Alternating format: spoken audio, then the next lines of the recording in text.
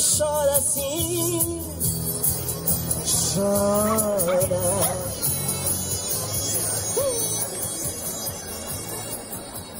Father's Day in Brazil on Polyester Avenue, one of the busiest streets here in Sao Paulo. Usually pedestrian on Mondays. Hear the music, see the families hanging out, and sense the enthusiasm and hospitality of this South American country. It's me again, Xin-Chen.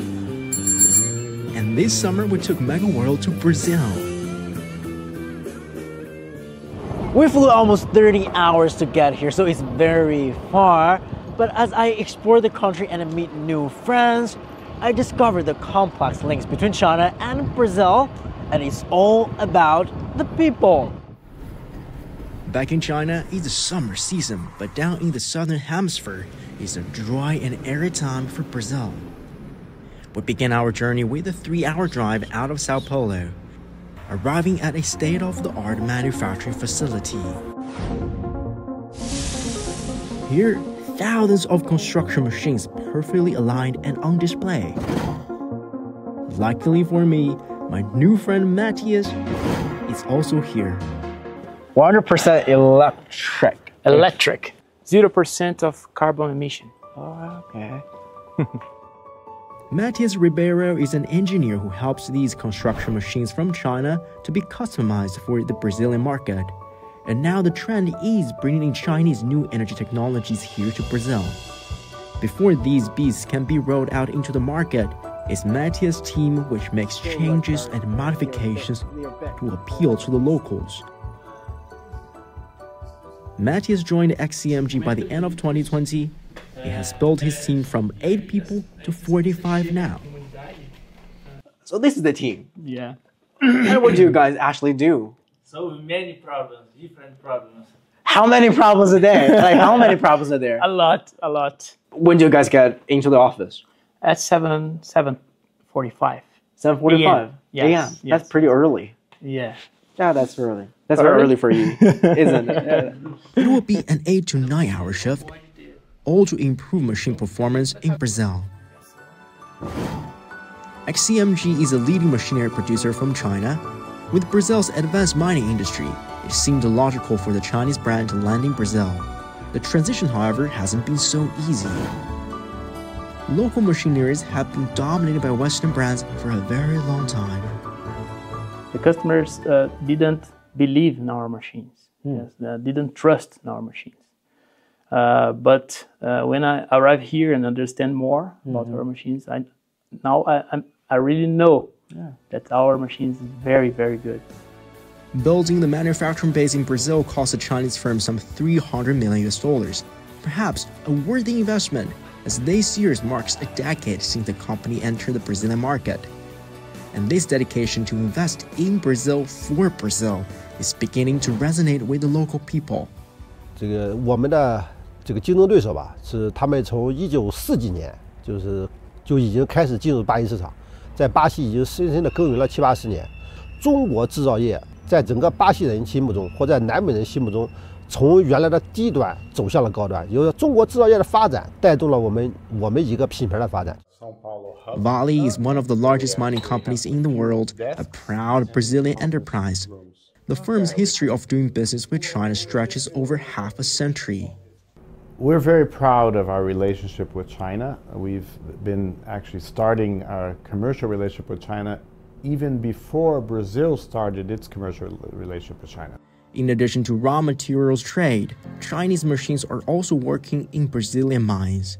In the plants, we use many Chinese-made equipment and machinery, and that has gradually been serving as alternatives to the Western-made equipment. So this is a growing quality, and all the Chinese equipment is very competitive, and we're very pleased that this is flourishing in such a way.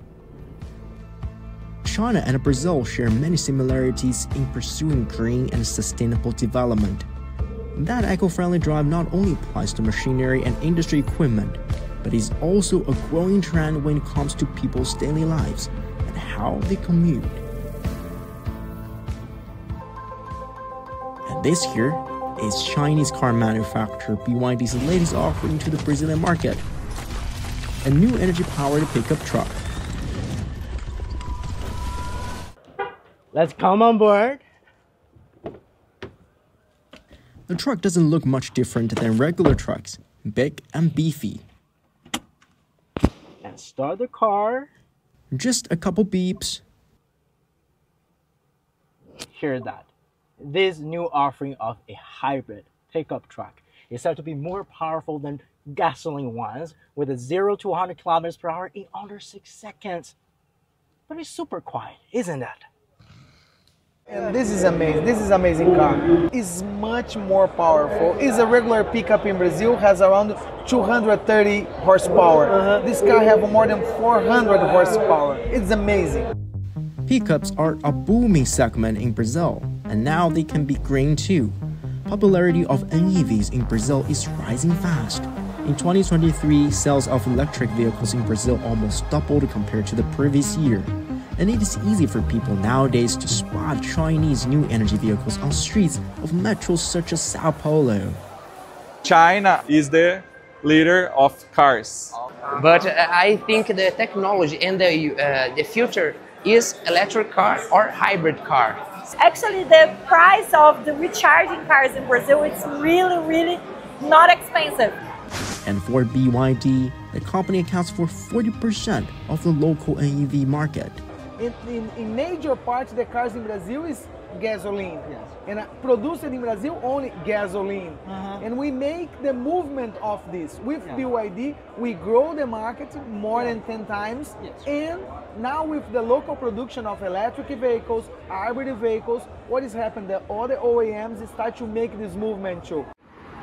But to facilitate all these trade and investment relations, a stronger bond is appearing in the financial cooperation. Hola! Hola, good morning. Good morning. Good morning. Leticia Jan, a Brazilian Chinese who is working in the financial sector in Sao Paulo. Thanks for letting us to follow your day to your work. This week was pretty busy as we did a fair these days. Before getting down to business, beating traffic is the first thing Jan has to do in the mornings as she makes her way to Sao Paulo's financial district. Jan works for a bank owned by a Chinese firm. That is basically all the main Chinese principal banks. They do have an office here. These Chinese banks mainly serve those engaged in cross-border business and trade. Their services, however, are expanding to customers seeking to use the RMB to settle transactions. Jan introduces me to her boss. Our president's office. Okay, president's office. Yeah. Excuse me, Mr. Zhen. We would like to know about the first settlement of RMB. Sure, yeah. Yeah. So we're not interrupting anything, right? Okay. No, it doesn't matter. Yeah. Okay, so Tell us a little bit more about this business, the first settlement in RMB done by your bank. Okay, the first settlement, or RMB settlement, was happened in March 2023 because the client needed to purchase materials from China. So if I am correct, if I understand it correct, is that because also the contract was originally written in RMB, right? Yes, yes. So and that's one of the reasons why it's settled in RMB. Yes. With more and more Chinese banks and enterprises in Brazil, locals are provided with a fresh choice. Some have slowly become more willing to bring their business to Chinese-run banks, given improved efficiency and convenience. China's Bank of Communications has joined hands with one of the oldest banks in Brazil, seeking to grow its customer base. One of the oldest banks in Brazil. We were established in 1858, so we have more than 160 years of history. So it's a very old bank. We are very well. Yeah. Please, after you. When Bank of Communication acquired the control of the bank in 2015, we already had a huge reputation and a huge base of local clients, right? Trade between China and Brazil totals more than $180 billion a year and continues to increase.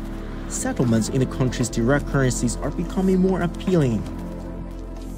Since 2020, we were the first bank to be part of the Bond Connect, so we could offer Brazilian investors access to bonds investment in China.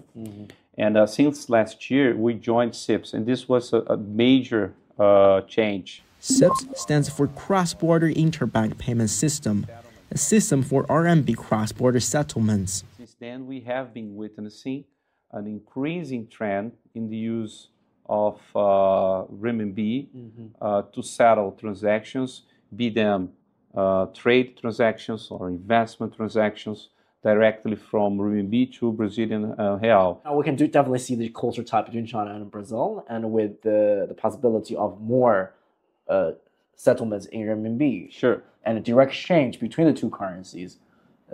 Why is it important to do so?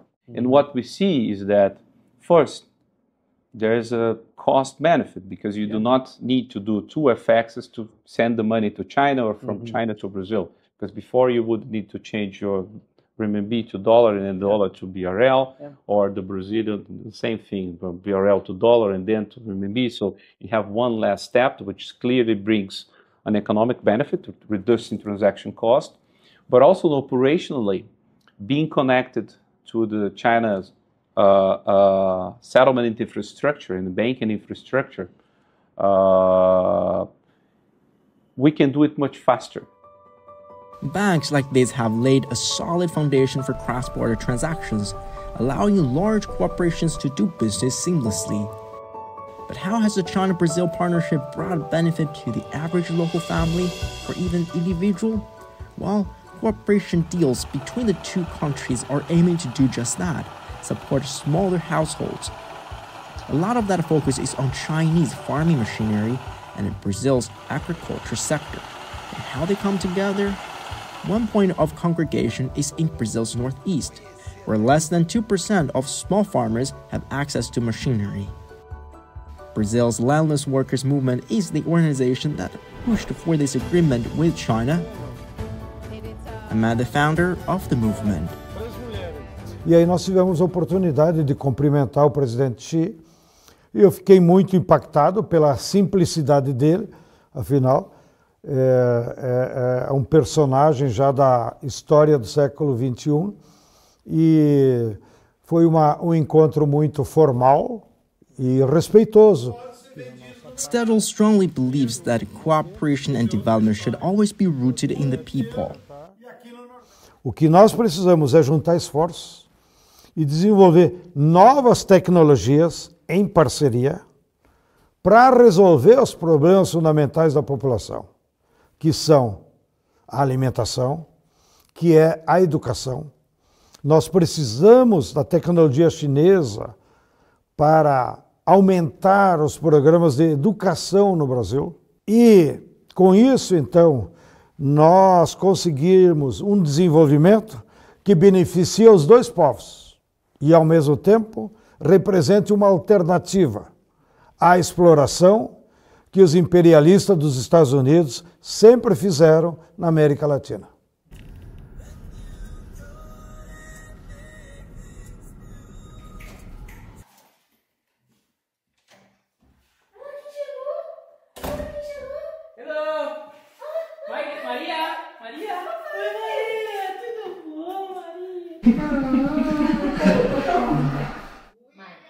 The growing reputation of Chinese companies in Brazil pushed Matthias to work harder, and his supporting wife also gave him more confidence. Is that coffee? Yes. No, this is tea from China. Yeah, Chinese. Okay. Do you like it? I like very much. Matthias' wife said not only did the investment from the Chinese firm offer her husband an opportunity to provide for the family, and it also energized the local economy. Curiosity. A lot of curiosity, yes. Everybody wants to know what XMG is doing. Eu vejo que tem muitas oportunidades para quem também quer crescer, né? Então, assim, a oportunidade está aí, só que as pessoas têm que aproveitar, né?